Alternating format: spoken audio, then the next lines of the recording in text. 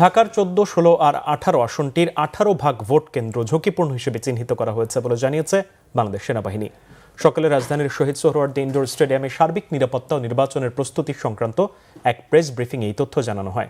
ঢাকা ১৪, ১৮ আসনকে অধিক ঝুঁকিপূর্ণ হিসেবে চিহ্নিত করা হয়েছে উল্লেখ করে সেনাবাহিনী জানায়, ভোটারদের নির্বিঘ্নে ভোট কেন্দ্রে যাওয়ার ব্যাপারে আইনশৃঙ্খলা বাহিনী সজাগ আছে। সেই হিসেবেই সব ধরনের ব্যবস্থা গ্রহণ করা হয়েছে। গুরুত্বপূর্ণ স্থানগুলোতে নজরদারি বৃদ্ধি করা হয়েছে।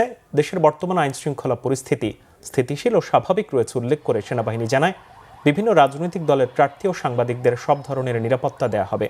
কেউ যদি নির্বাচনকে প্রশ্নবিদ্ধ করার চেষ্টা করে তাহলে তার বিরুদ্ধে আইনানুগ ব্যবস্থা গ্রহণ করা হবে।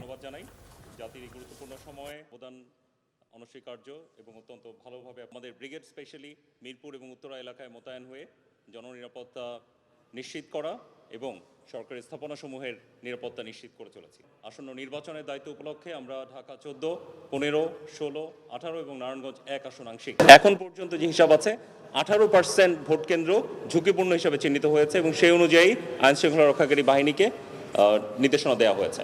কনসার্ন আছে, আমরা এখন পর্যন্ত যে আসনগুলোর ব্যাপারে আমি কথা বলছি, ঢাকা ১৪ এবং ঢাকা ১৬কে আইনশৃঙ্খলা রক্ষাকারী বাহিনী এবং গোয়েন্দা সংস্থার তথ্য অনুযায়ী অধিক ঝুঁকিপূর্ণ হিসাবে চিহ্নিত করা হয়েছে।